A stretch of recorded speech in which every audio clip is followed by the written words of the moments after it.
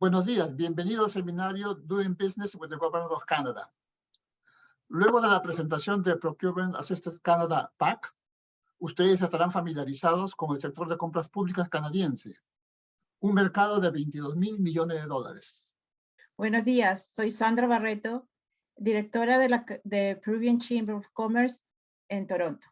Este seminario es organizado por Promperu Canada, conjuntamente con la Embajada del Perú en Canadá, los Consulados Generales del Perú en Montreal, Toronto y Vancouver, y la Peruvian-Canadian Chamber of Commerce en Toronto. Menelaos Algeropoulos, Manny, from PAC, and his team will be the featured speakers giving an overview on selling to the Government of Canada.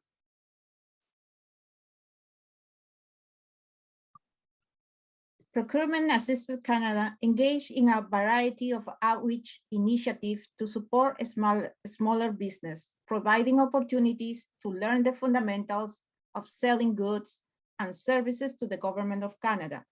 Hopefully, many of these products and services will come from Peru.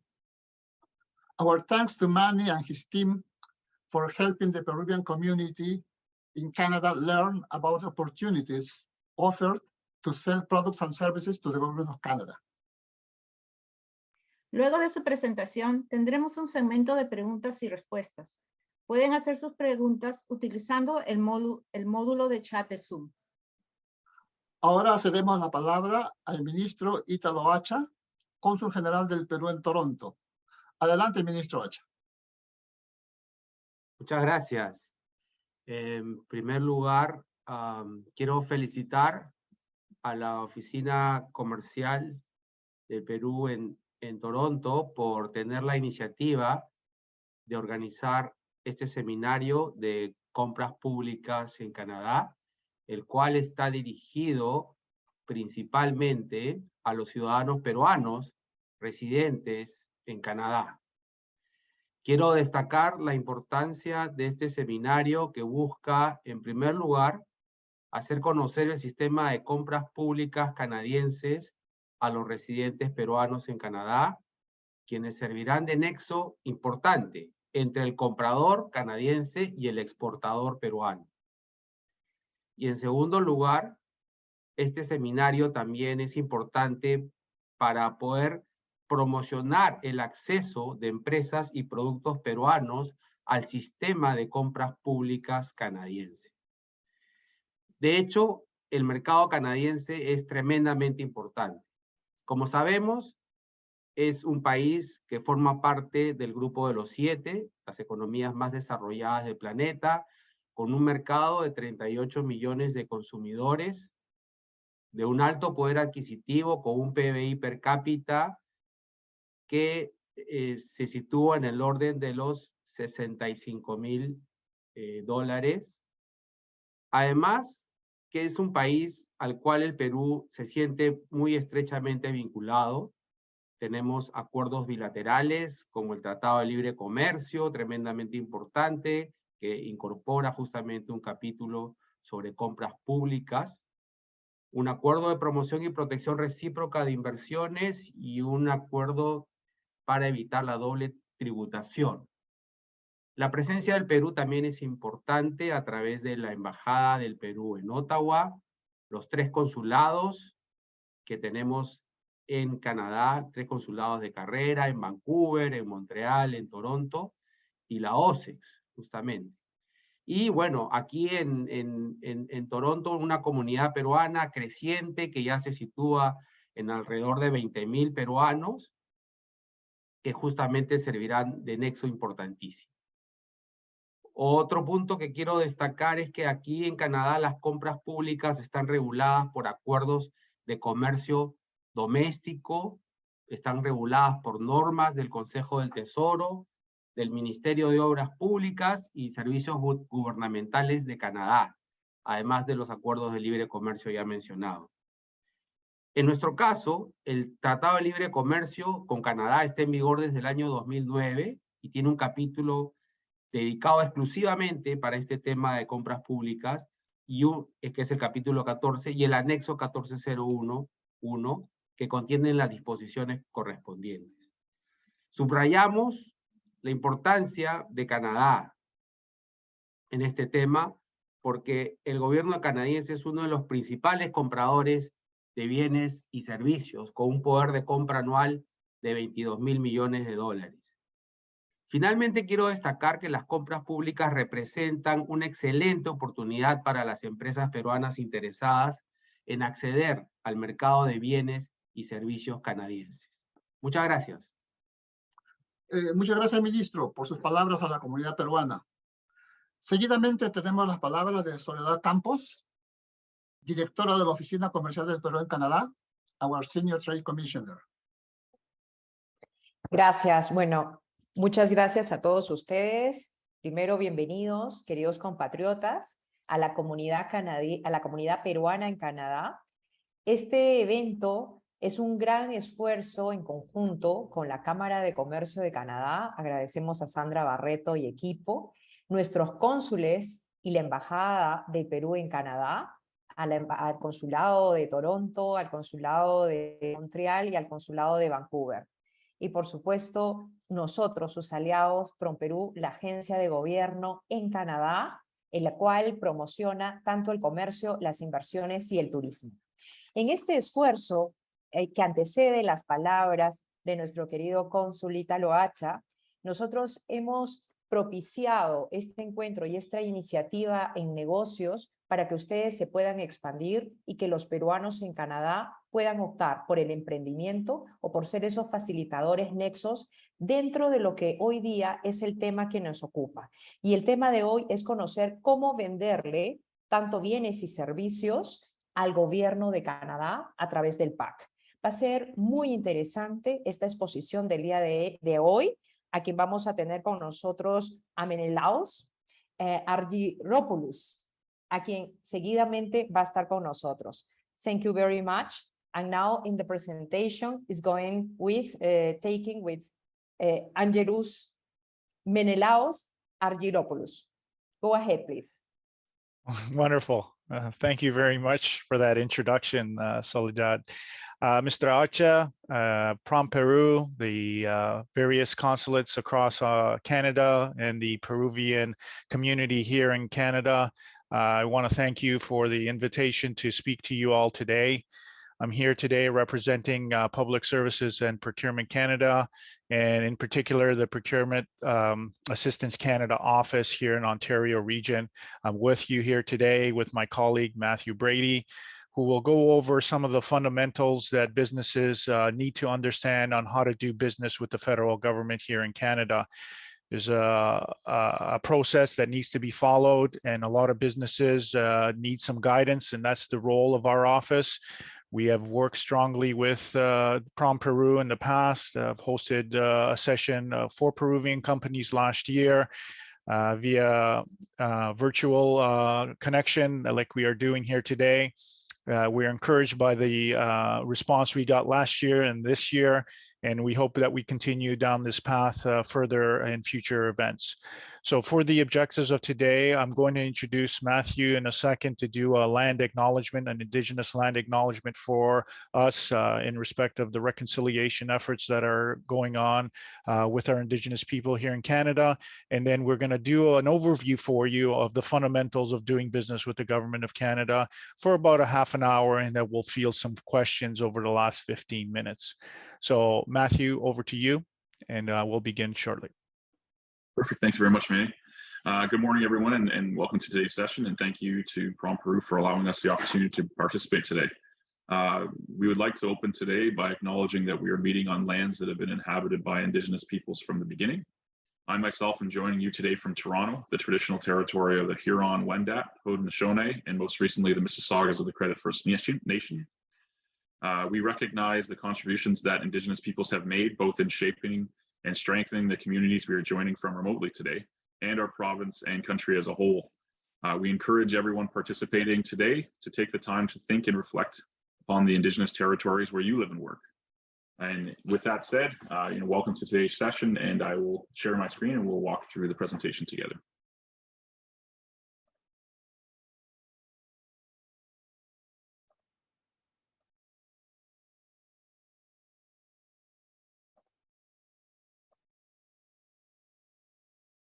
So as Manny said, welcome to Doing Business with the Government of Canada seminar. We're going to be providing you with key information about how to do business with the Government of Canada and suggest some tools you need to get started. We really appreciate everybody taking the time to participate today, and we hope that we can answer your questions. We hope that we can provide information that's useful to you as we move forward. Just as a quick check, I believe I'm sharing my screen. Just want to make sure everybody can see. Okay, perfect. So just a little bit about PAC. Procurement Assistance Canada was created as part of PCCC to support small and diverse businesses in the federal procurement process. Our role is to engage with businesses to assist and inform them on how to sell their goods and services to the Government of Canada, and to work to reduce procurement barriers in an effort to ensure fairness in the process. We also look for opportunities to increase the participation of diverse businesses in federal procurement. And we do this by listening to concerns, answering questions, helping businesses understand the procurement process, and helping them identify opportunities. We also partner with community organizations and offer assistance that is tailored to meet specific businesses' needs. We always look for opportunities to provide the information about the federal procurement world, and we're very interested in partnering, very interested in providing the information. And this is just one of many information sessions that we can offer. So today's presentation is going to cover how the Government of Canada procures goods and services, and offer you some information that can assist you in better understanding how to make decisions about whether and how to do business with the Government of Canada. And we're going to explain the procurement process, how to register as a supplier, how to build networks, research and find opportunities, bid on opportunities, as well as the security screening process.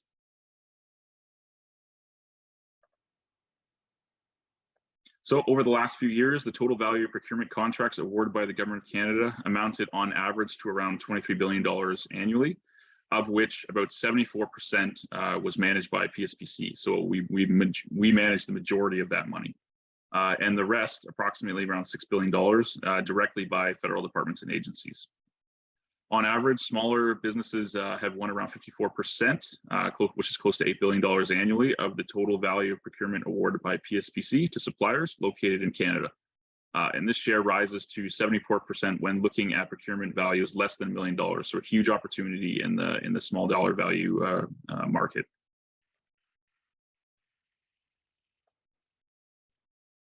PCCC is the main procurement arm of the federal government, as you know. The Government of Canada believes that competition in the buying process brings the best value for money to Canadians. More than anything, it is more important to the government that all procurement activities be conducted in an open, fair, and transparent manner, and that all suppliers have an equal chance at doing business with us. Federal laws and regulations, as well as Treasury Board of Canada policies, guide the Government of Canada's procurement process in order to ensure sound financial management of public money. Matt, if I can just jump in here, Yeah, I want to sure. just also note that last bullet for the audience. A lot of businesses that we engage with here in Canada and even abroad indicate, it can become a little bit cumbersome to follow the process. But unfortunately, in order for Canada to stay fair, open, transparent, and competitive in the way we do federal procurements, these laws and regulations need to be adhered to for everybody so that it's equal for everybody to apply and to be successful potentially. So keep that in mind when you're working with on contracts and opportunities. That is a very competitive market, but it's guided by law, and the laws and regulations are needed to be adhered to by our procurement teams. And this is why sometimes our documents can get to be a little bit more cumbersome and a little bit more complicated to understand, but this is our role. This is where we come in. This is where we can help guide you and help you navigate the system and better understand some of the aspects of getting involved. So, but please be aware that it's not like private sector or maybe even other jurisdictions around the world. We are guided by the laws here in Canada. Thanks, Benny. I'll just continue, if you don't mind, Matt, on this one as well. I wanted to set the stage previously, but I waited for this slide. There's a couple of avenues for opportunities for Peruvian companies to get involved with the Government of Canada here in Canada or from internationally from Peru. In regards to procurement itself, we're highly impacted by the various trade agreements that our country has implemented with other jurisdictions and other governments around the world for reciprocal trade. One of these is the Canada-Peru Free Trade Agreement, as you're probably all aware of. And if you're a Peruvian company outside of Canada and is looking to gain access to the Canadian market, it would be subject to the terms and conditions that are identified in that free trade agreement and the commodities that are impacted through it. In this case, currently what we're showing is that a dollar value threshold of $174,200 for both goods and services or construction projects of $9.1 million or above need to be competed for openly, and Peruvian companies can bid on those contracts. Those contracts can be found on the government electronic tendering service, previously known as buyandsell.gc.ca, but currently now transitioned over to Canada Buys, which is SAP Ariba, and we're going to go over some of that. But it's important to understand that if you're not a business here in Canada, you cannot bid on contracts below these dollar value amounts because you'd be subject to those trade agreement thresholds and the terms and conditions of that trade agreement. We have on here the Canada Free Trade Agreement, which is another trade agreement that impacts our trade obligation. So if it exceeds these other dollar value amounts, it indicates that Canada needs to compete that contract openly with businesses all across Canada. So if it's in excess of 30,000 for goods, 121,200 for services, or 121,200 for construction, those contracts are competed openly with businesses all across Canada being allowed to bid on it. So there's varying trade agreements that impact how Canada can set up procurements and who can bid on those for you to understand. So if you're a Canadian Peruvian company or a Peruvian Canadian company with a registered business here in Canada, you can bid on any of these contracts in Canada. You don't have to worry about the Canada-Peru Free Trade Agreement threshold. However, if you don't have an established business here in Canada with the Canada Revenue Agency business number, and you're doing business solely from abroad, then you'll be subject to the Canada-Peru Free Trade Agreement. I just wanted to set that stage and expectations in that regard so you understand that there's two avenues of approach. Matt, over to you. That's great. Thanks, Manny, for that clarification and information. So, we just talked about more lower dollar value procurements. In many cases, departments and agencies will purchase from suppliers directly, as Manny said. Generally speaking, departments and agencies have the delegated authority to buy up to $25,000 worth of goods. For services, this authority can be up to around $2 million and $400,000 for construction projects. Though many departments and agencies have internal procedures that voluntarily reduce this amount, so it is very dependent on the specific department that we're talking about.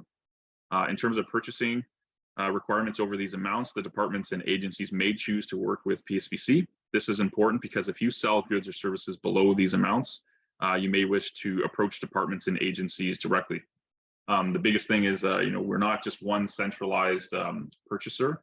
In terms of government departments, there's hundreds of government departments all over Canada, and they all each require unique items, and a lot of common ones like office supplies, cleaning supplies, technology, computers, things of that nature. So there is a lot of an open opportunity, a lot of market for people to market their services directly.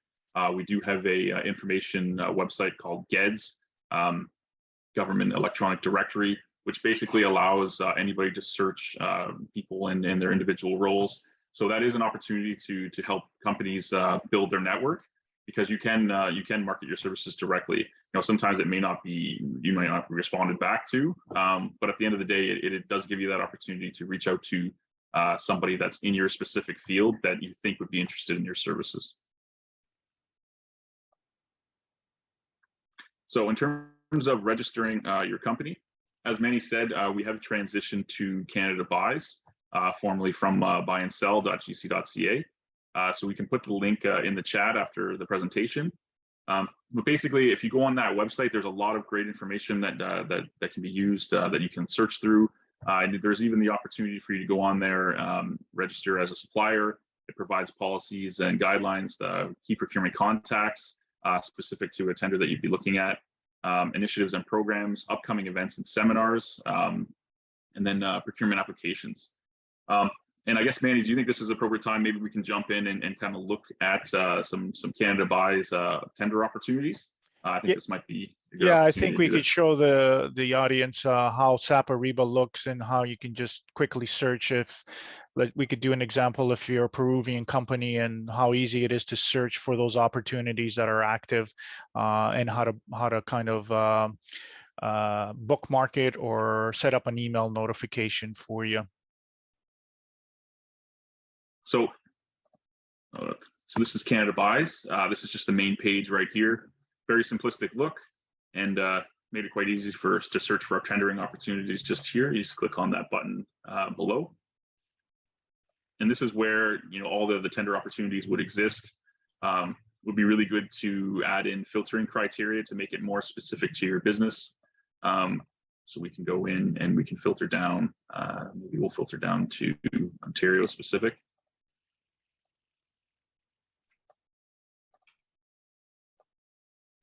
So one thing to note when you see NCR, if you're confused about what that means, so NCR means National Capital Region.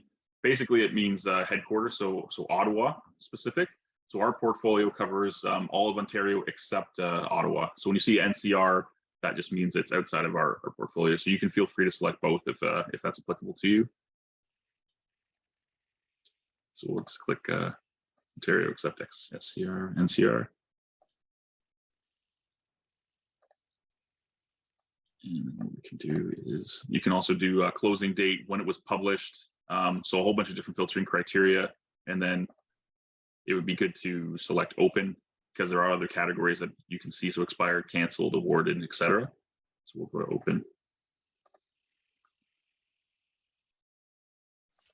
And then when these filters are applied, you could easily just put in a keyword search. So these are the active tenders now, but you can bookmark this search, but you could even enter it in the keyword search Peru, for example, Matt, and this will filter out for any keyword searches hits against the word Peru, which is usually in our trade agreements that are posted and opportunities. So here it's found 271 references of opportunities where Peru is in it. So if you kind of maybe click on the first one, let's just see, security system for Maritime Center.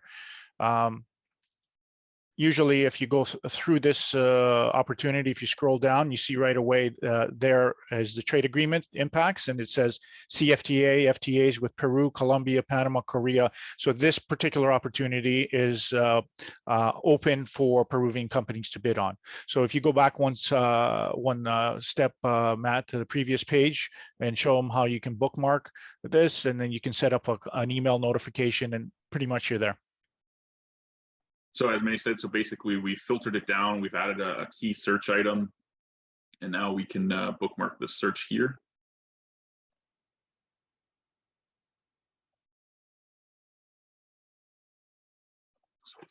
So now that's been bookmarked. So every time I go to this page, I can basically, you know, I don't have to do any more filtering. It basically will allow me to. Yeah. If you follow this search, you can set up your filters. So you can send up like an email notification to yourself or RSS feed. If you click on the email, of course, it'll just give you, here's some information. These are the filters you established, and then your contact details. And then should anything come up with Peru in it that's new, you'll be notified. It's as simple as that. And this is all free to do even before you even go into download the documents or anything like that. You can go in free of charge and set up all of your filters and searches appropriately. Thanks, Matt. In the interest of time, maybe we can go back to the slides now. Yeah. And you can add multiple words and terminology as well, just to save some time, but also allow yourself to add in multiple searches. So there's no problem there.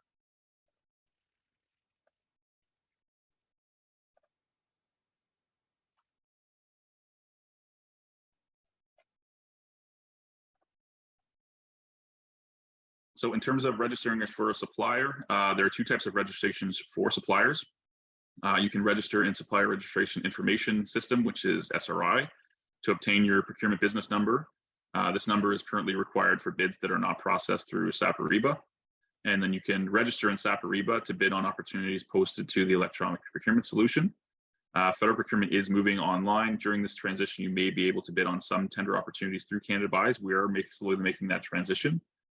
Some opportunities will continue to require bid submission through other methods, such as bid receiving unit or through Canada Post Connect. Each procurement opportunity will clearly define and detail out the delivery method to submit the bid. So just make sure you're reading that criteria of that specific tender that you're looking at. And for more information about how to register, you can visit register as a supplier page on buyandsell.gc.ca. And we'll share the links in the chat so everybody can have those. Just a quick overview for the procurement strategy for Indigenous business. Just wanted to let you know that does exist. It was formerly known as a procurement strategy for Aboriginal business. It aims to increase federal contracting opportunities for Indigenous businesses. A mandatory set aside is used for procurements in areas where Indigenous people make up at least 51% of the population and where Indigenous population will be the recipient of the good, service, or construction. These set aside opportunities are reserved for Indigenous businesses that can provide the goods or services required. So if your business is eligible, which is at least 51% Indigenous owned, you can register in the Indigenous Business Directory. All that to say, this is an opportunity for Peruvian businesses. If you wanted to partner with an Indigenous business, just know that this strategy does exist, and there are opportunities for collaboration, joint ventures, and just so you know that's our way of fulfilling our commitment to Indigenous reconciliation. And there is a 5% target that we're striving to meet in terms of awarding federal contracts. In terms of researching and building your networks, we talked about GEDS a little bit earlier. Registering is an important first step to doing business with the Government of Canada, but to be successful, you must also do your research and build your networks. So while it's fundamental principle of government procurement that all processes be transparent, open, and fair, for purchases under the threshold levels mentioned earlier, it can be helpful to strategically connect with officials in departments and agencies to learn about what directions their department's procurement may be heading.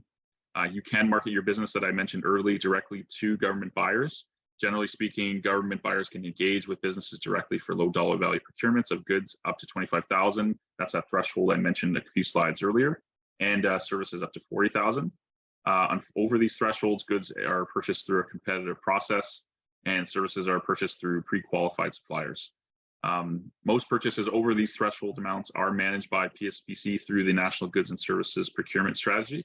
So you should connect with the PCCC contracting authority responsible for your particular good or service if you do have questions.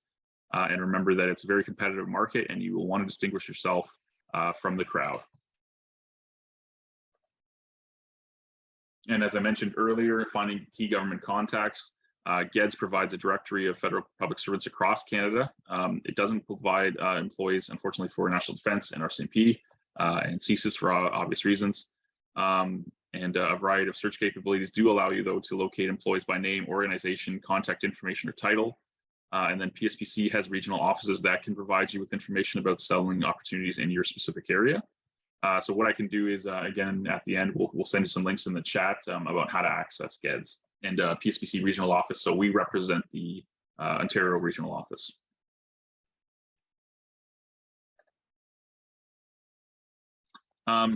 And in terms of knowing your business and knowing your clients, as you begin to promote your company, ask yourself key questions that'll help define your target different potential client groups.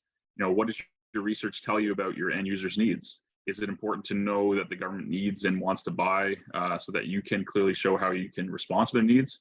And then who are the appropriate points of contact outside or inside the government? And are they individual departments or in PSPC?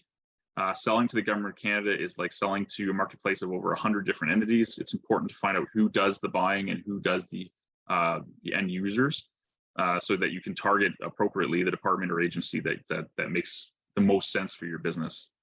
And then also, for those in construction, do you want to be the prime or subcontractor?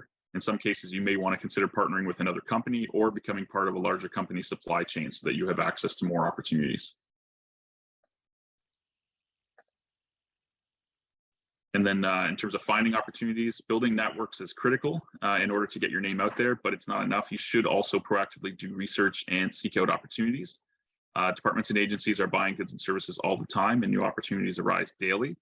Successful suppliers are aware of what government buys and know how to find these opportunities. And we did just showcase you how that you can get the latest and greatest information about what opportunities exist on the Canada Buy website by setting up those notifications. So you'll be notified right away of any new active tenders.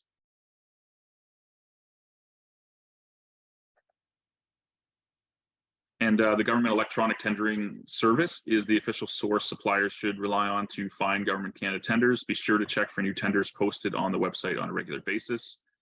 Federal departments and agencies using GETS to advertise their requirements subject to any trade agreements, and often will use it for other requirements as well. GETS is easy to navigate, as we just saw, and allows suppliers to search for new contract opportunities as well as see past contract awards.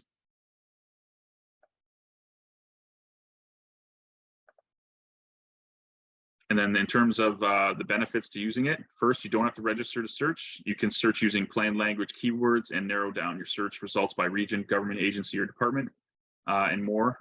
And third, you can find related procurement data for any tender, previous contracts, as well as current standing offers and supply arrangements. It's really good to have that access to old tendering information, especially if you're trying to be competitive and you see, you know, this contract is expiring on X and X date. You know, who was the successful supplier? You know, why were they successful? And then you can try to align when the new opportunity does come up. And then you can also save a search and subscribe for updates, which we showed. And this is a tip when searching for opportunities, subscribing to notifications, search by keywords and note down the GSIN and UNSPC or UNSPSC codes listed in the tender notices that correspond to your relevant goods and services. And then you can subscribe to those notifications on all three. And it really makes sense because it allows you to kind of find a lot more opportunities that you may not know were there if you were just doing the specific keyword search. So definitely a good suggestion to take a look at. If I can jump in too here on this one really quickly, it's important for the audience to understand that previously to moving to the new Canada Buys, Canada used to use goods and services identification numbers, GSIN codes, as our standard coding for all of the things that we buy. So a widget would be have a GSIN code, a service would have a GSIN code, a variety of different things that we buy each have those GSIN codes. In retrospect, with the new system now, we've migrated or moving from GSIN codes to the United Nations Standards Products and Services codes. Those are the UNSPSC codes Matt mentioned earlier, so you might need to adapt or understand how those are set up. But of course, Canada Buys will have some input and some tips as to how you can transition the two. So keep that in mind as well. So I'll just pick up from here and move along. Thanks, Matt. Appreciate that. And in regards to other things available to businesses to determine and assess whether it's a marketplace for you with the Government of Canada is what we call the open procurement data side of things. These are past tenders. Standing offers and supply arrangements are methods of supply the government uses to qualify suppliers and award contracts in commonly bought goods and services that it goes after. We'll talk briefly about that in a few minutes. And then the contract history that's available. So there's a portal called Open Government Portal, and you can follow the link when you get to it. We don't have time to go into it here, but this is where the historical records of all of the departments spend are located in. And if there's any contracts that are historical that were awarded through the Canada-Peru Free Trade Agreement, they would be in there. You can see the different types of commodities that we buy or have bought and what marketplace there might exist for you. So this gives you some insights into how you can determine your marketplace.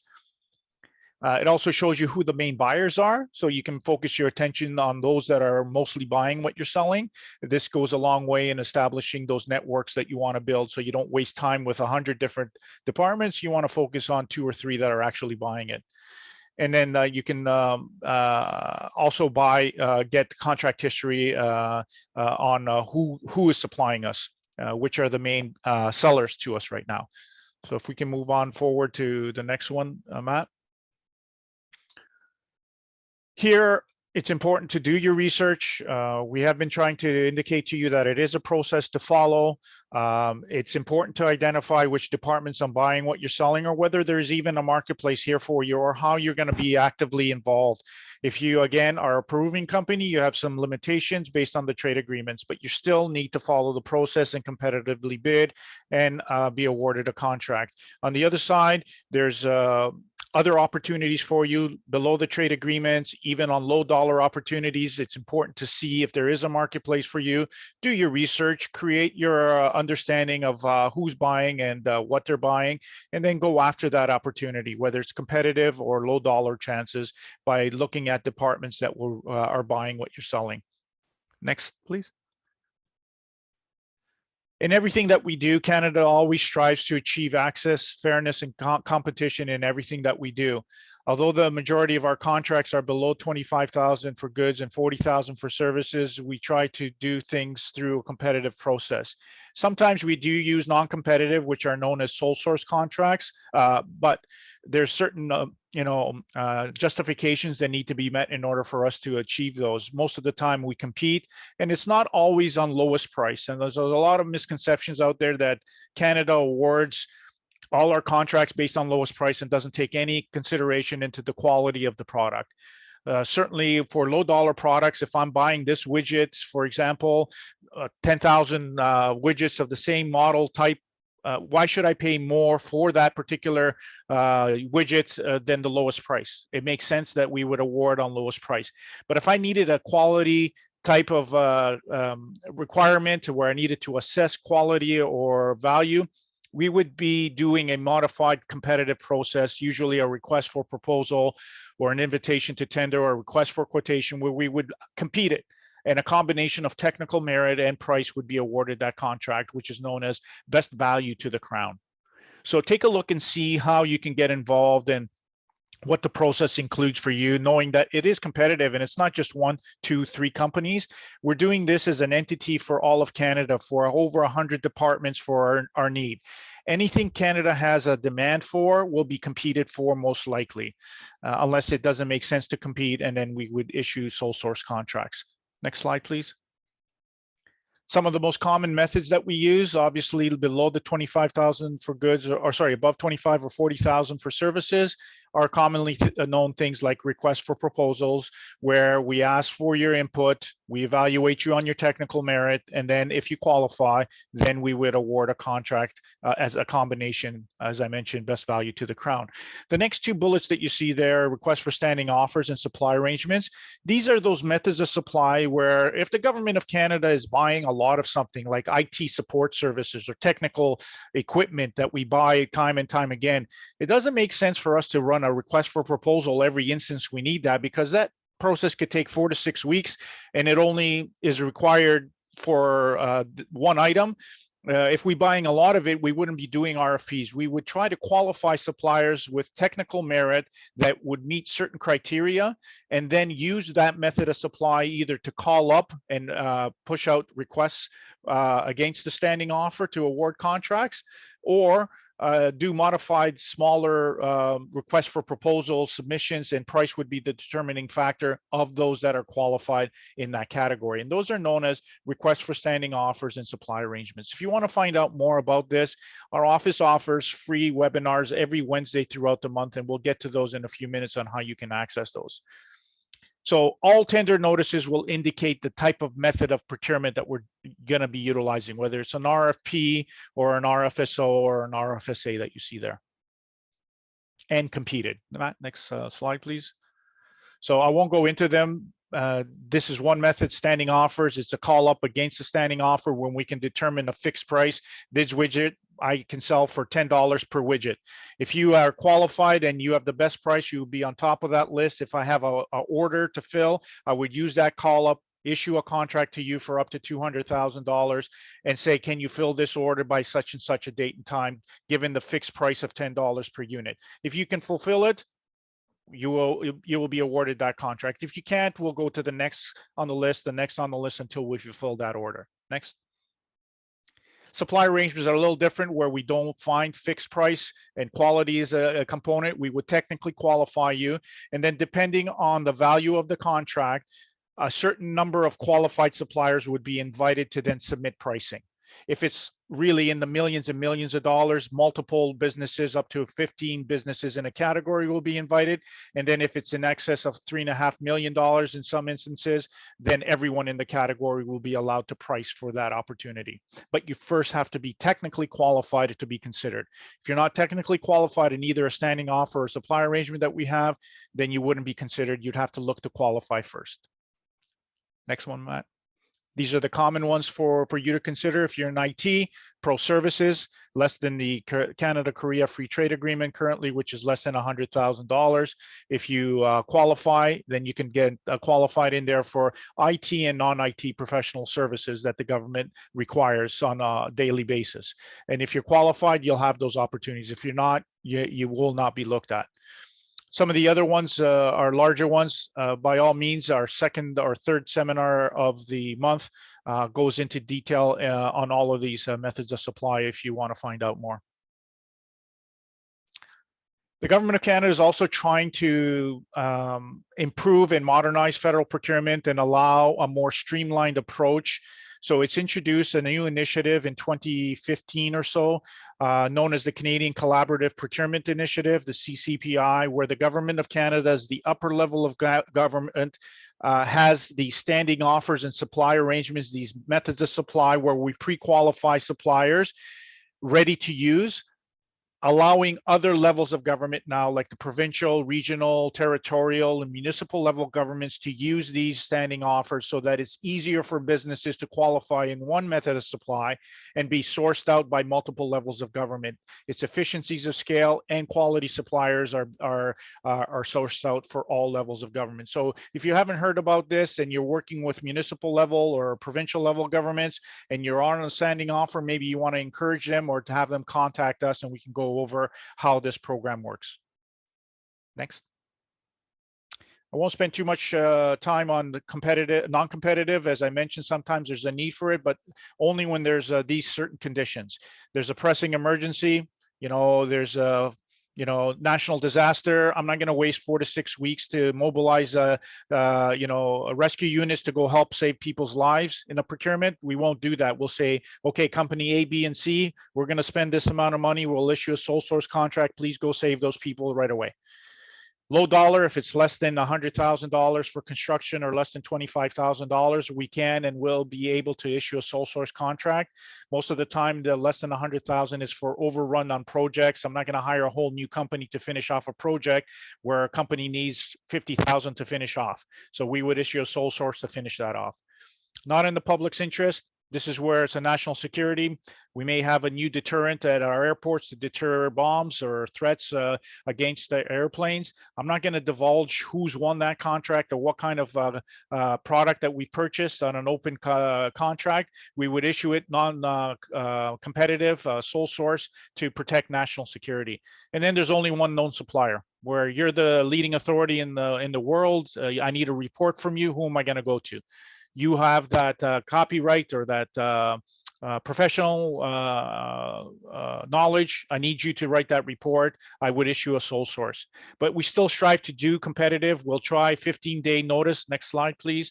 Called advanced contract award notice, where individuals or businesses that feel that they meet the qualifications and have similar requirements or capabilities could then look to bid and compete for that. And so we will review their capabilities and issue an advanced contract award notice. And if that meets the conditions, then we would stop that sole source and run a competitive process. I'll just like to wrap up and let you know as well that if you really want to get involved in federal procurement, you should set up notifications for what are known as requests for information in your commodities, in your areas of marketplace, for example. If you're in food, set up searches for RFIs for food, because this is the mechanism that the Government of Canada uses to reach out to industry to ask for their input in up and coming major procurements that they're going to be running. We want to be able to make certain that we're accounting for all aspects in our future procurement. So we're asking for feedback from industry through this process. You write back to us and you tell us what we should know or what we should be considering. Okay, so pay attention to some of the requests for information that fall. You can set it up through SAP Ariba now, through Canada Buys, as you see in the example here, but it's important. Don't come to us afterwards and say we didn't do it right. You would have had an opportunity well in advance to help build and shape federal procurement down the road. Next slide. We are transitioning to the electronic procurement solution, as I mentioned, SAP Ariba. Next slide. Matt already went and did the example for you. Suffice to say, we've gone through a lot of information very quickly for you. It's high level. We wanted to paint the picture for you that there is a marketplace. There's two avenues of approach for businesses here to consider. One is on a Canadian company competing for internal contracts within the Canadian borders without trade agreements impacting on them other than the Canada Free Trade Agreement. And then there's Peruvian opportunities through the Canada-Peru Free Trade Agreement. In every circumstance, there's competition. You need to better understand how this process works, and we laid that out for you earlier in this presentation. You need to take the right steps to identify, is Canada buying what you're selling? Is there a marketplace? If there's such a marketplace, how do you get involved? Who are the main buyers? Who is selling to the government of Canada? Maybe you may not be able to compete directly, but you might be able to subcontract and indirectly win contracts through the government of Canada. If you do find there's a marketplace, start with registering your business, both in SRI on buy and sell, as well as Canada Buys, and get your account set up. Once you create your profile, you could indicate to us, you know, what your capacity is and what kind of areas you can help support in. Then search and find your opportunities when they come up for posting, and then compete.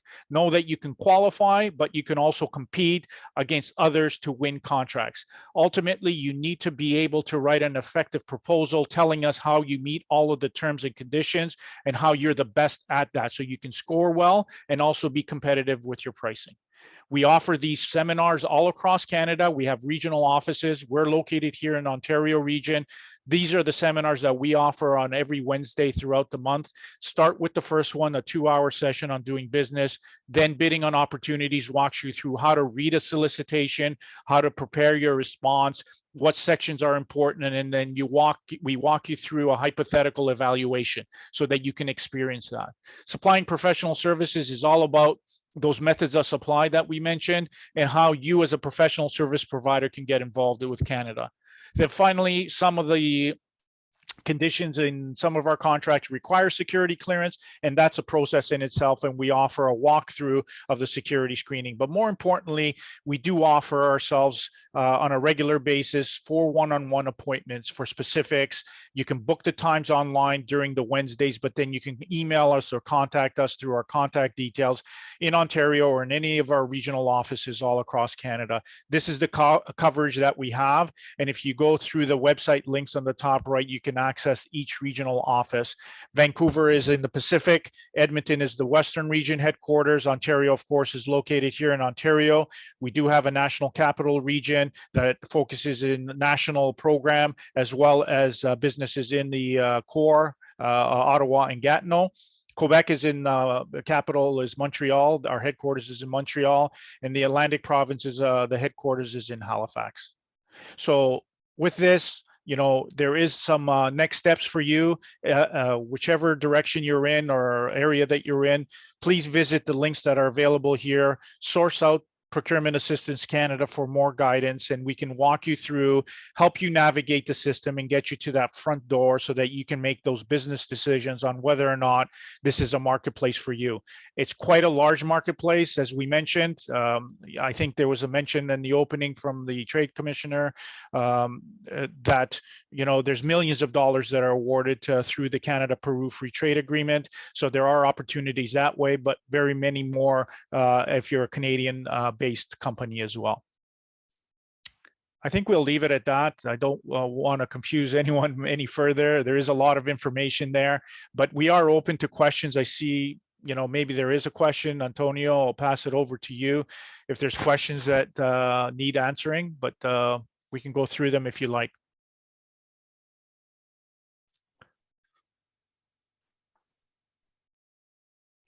So I see one question here. It says, hi, I represent a Canadian consultancy organized based in Lima.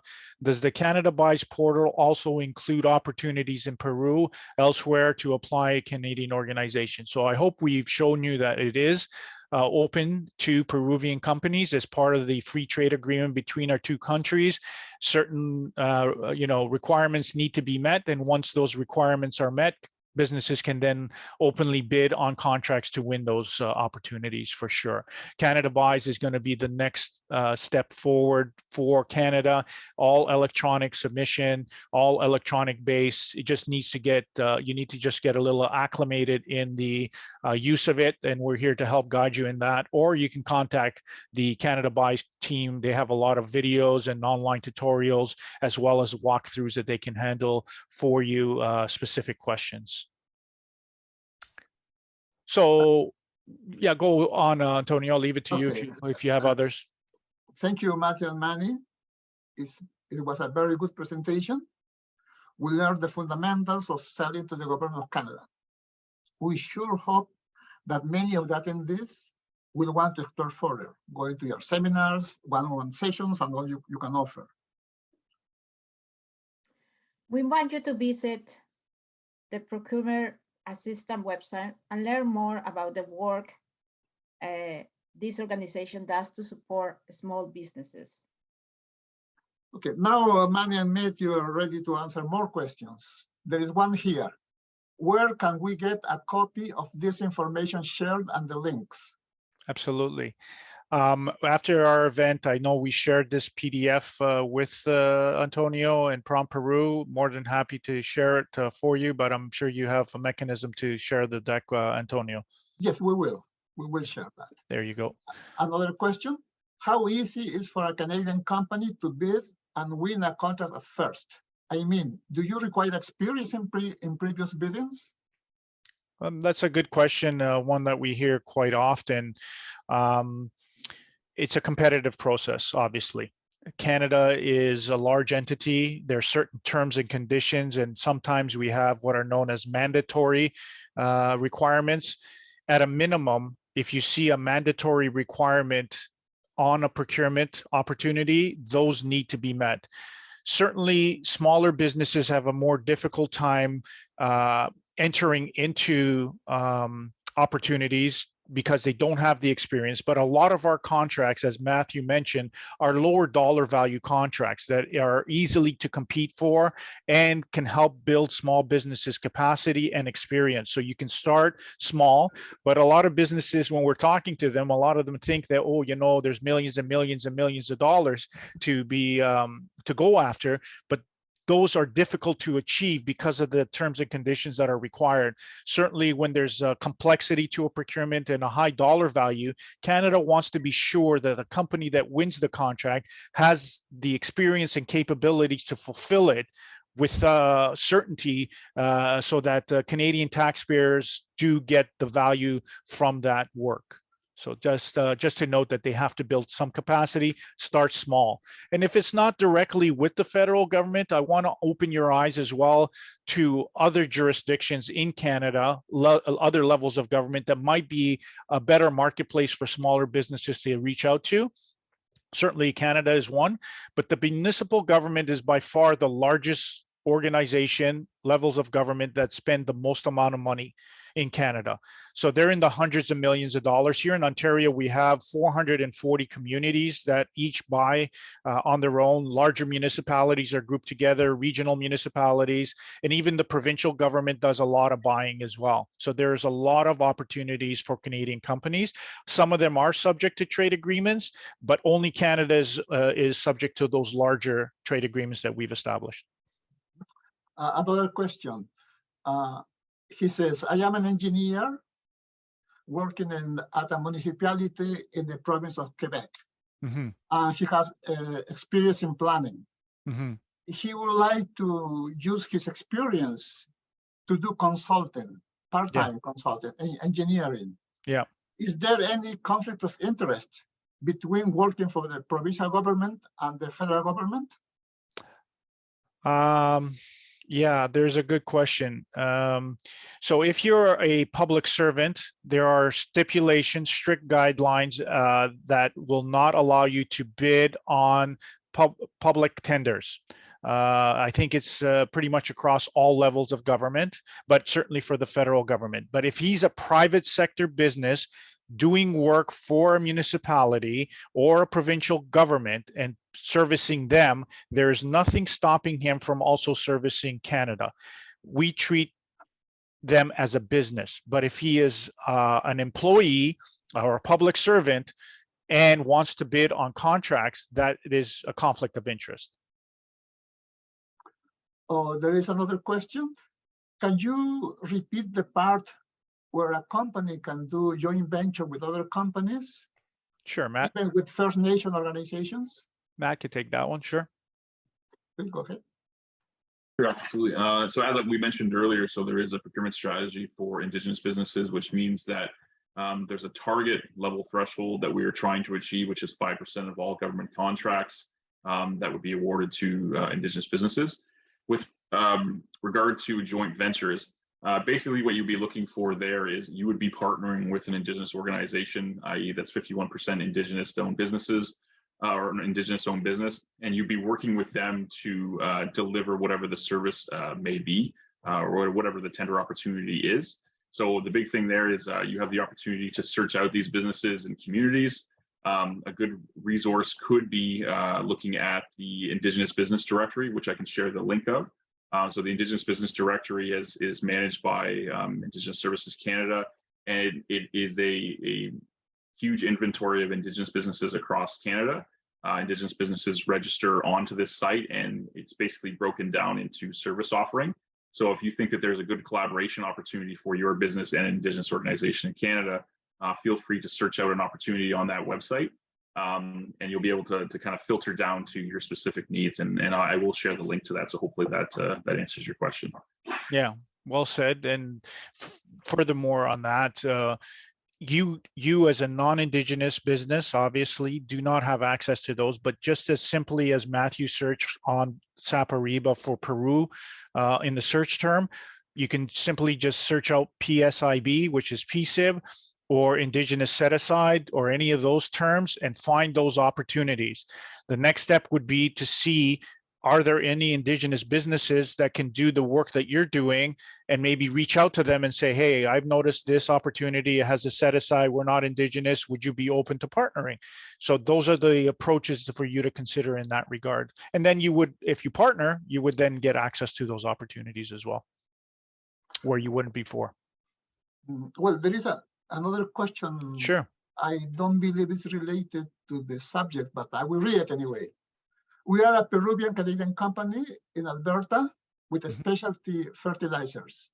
We need to find buyers that supply farmers or distributors with organic fertilizers. We can import final labeling products with our matrix facility in Peru. Mm-hmm. We do high volumes. How can you address to us? I believe this question is for me. Sorry? Yeah, I believe that question is for me. Yeah, I think that Yeah. could be for you, but I have an input if you want as well. Oh yeah, well, essentially, we are the trade office of Peru in Canada. So we do support Peruvian exporters selling products to Canada. Then you can contact us and we can help you find buyers in Canada. Yep. I do.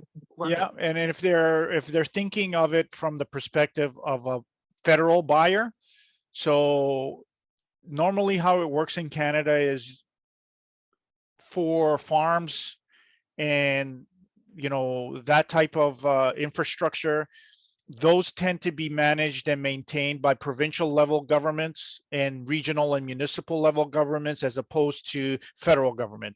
Certainly there might be lands that the government has where we grow certain crops for certain purposes. So they're very few in that regard. But if they want to engage with bringing in a potentially new product for this, certainly work through you, but in Canada, it would probably need to meet certain conditions, certain standards as well. So you might need to work with groups like Agri-Food and Agri-Food Canada and others that would be involved in bringing and introducing that product to Canada. We have another question. Mm-hmm. Quantum International Services is a procurement and project management company based in Alberta. Okay. The majority of our work involves public tenders at the federal, provincial, and municipal levels. Mm-hmm. Our company welcomes Peruvian businesses interested in expanding to the Canadian market. How can we locate businesses that are interested in participating in Canada's government tenders? Well, that was a involved question.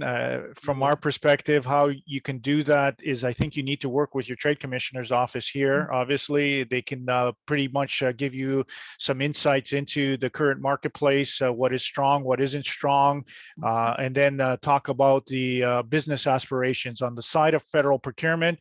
I'm sure Antonio can help work with you to identify if there is an existing marketplace or what might be of value to Peruvian companies to consider, and then you can make that business decision on whether or not it makes sense for you to, bring a company here to Canada. I think you need to work with the trade commissioners there, and even our global affairs trade commissioners in Peru. I would suppose it could be a joint type of thing. Well, I am giving my name, Antonio Ramos, my email, and my phone number. You can contact me at any time. So yeah, just so to reiterate our position on the role that our office plays is that we don't actually work on the procurements themselves. We're not procurement people. We are people that understand how federal procurement works, and we work with small and medium enterprises or small businesses in general to help guide them and navigate them through the federal procurement system to get you to that front door, and then you can make those decisions. So we empower you to do that and help you in your journey. Well, I do have a question too. Sure. I read on your website that you have you schedule seminar for organizations. Yes. Can you explain us how it works? What do we need to do? Yeah, so wonderful question. And so we have a small office. Obviously, Public Service Procurement Canada is a very, very large department, over 18,000 public servants. We are a common service provider to all of government. We do pay a pension, translation, office accommodation, real estate services. And the big one is the procurement arm. So we're an office under the federal procurement arm. We look to leverage and get partnerships established with certain organizations and stakeholders that are involved with small businesses, and groups like Promperu can work with us to set up these types of sessions for your membership, for your organizations. This is what we mean is we can come to you or you can come to us. So normally my team, like Matthew, who's leading on the Indigenous and maybe others priority areas, could reach out to you and find you and say, hey, you know what, this is what PAC does, we can do this. Peru, are you interested? And then we work together. Just like we're trying to work with Sandra and the Chambers of Commerce, we would like to talk to them about what opportunities exist to bring value-added service and information to your community. So that's what we mean by coming to us. We're more than happy to work with you on future collaborations. Sandra, any question? Sandra had a question too.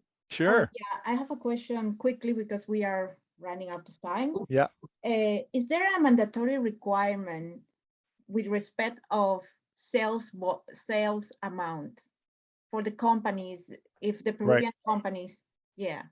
So again, as I mentioned, it all depends on the type of procurement that we're looking for, the complexity of it, and the dollar value amount. Certainly for lower dollar value, there probably may not be a mandatory requirement that you have to do $1 billion or $1 million or $100 million, if that's what you're referring to. Certain stipulations on projects need to be met for the terms and conditions that are established. So if we're working on an infrastructure project, let's just say, and it's a construction project that's more than $10 million, and a Peruvian company will have access to that because it's in excess of $9.1 million, we would stipulate in the terms and conditions that whatever company is out there that's looking to bid on this, that they need to be able to meet this, and this mandatory. If one of those mandatories is amount of revenue recently or over the last year in this type of environment and referenceable projects to show that you have experience, it's mostly to prove that you have that capability and capacity to deliver on these large scale projects. And if you don't have that, then obviously you won't do as well as others that can do that. But that's a stipulation to make sure that the delivery of the service is going to be met, and that you have the capacity to do that. And that's how we integrate those mandatories. Not all of them do have them. It's not always, right? So most of the time we try to make it as simple as possible for businesses to gain access. But for complex projects, especially infrastructure and engineering and professional services, there needs to be some level of quality that needs to be met. Sometimes it's high bonding, liability insurance, and those are implemented, and some businesses can't meet those, but they need to be in place in case something happens and the project stops or there's delays and there's liabilities. So if you hire somebody that doesn't have that capacity, then you didn't do your due diligence for the Canadian taxpayers, and now we're running into issues. But if they have that in place and they meet those, then of course we'll be able to take action appropriately. Okay, thank you, Menelaus. And also I would like to add that we will be working as a Peruvian-Canadian Chamber of Commerce with Procurement Assistance Canada to see how we can help more Peruvian-Canadian companies, small Peruvian-Canadian companies. Wonderful, Sandra. I really appreciate it. On behalf of Matthew, our team at Procurement Assistance Canada, we're looking to future collaborations with your office and really appreciate the opportunity to speak to your members here today. Thank you. Well, there is a last question that I believe is for me. I will answer it privately. Okay. Our thanks to Matthew, Procurement Assistance Canada, the Embassy of Peru in Canada, General Consulates of Peru in Montreal, Toronto, and Vancouver, and the Peruvian-Canadian Chamber of Commerce for their support. We hope that many of you will visit the Canada Buys website and start doing business with the government of Canada. Also, please visit the Peruvian-Canadian Chamber of Commerce website that you can find information about our membership for the ones that are not already a member. You can register, and there is a couple of emails that you can reach us. Thank you. Well, antes de cerrar esta sesión, agradeceremos llenar la encuesta. Recordemos que este seminario fue de introducción a las compras públicas.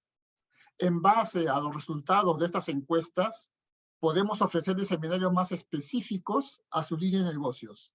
Asimismo, a aquellos que llenen la encuesta les haremos llegar el manual de usuario de Canada Buys, con el que podrán navegar más fácilmente este portal. Thank you very much for your participation. Please don't forget to fill out the survey before leaving. And this concludes this presentation. Thank you all. Have a nice day. Thank you very much. Thank you. Have a nice day.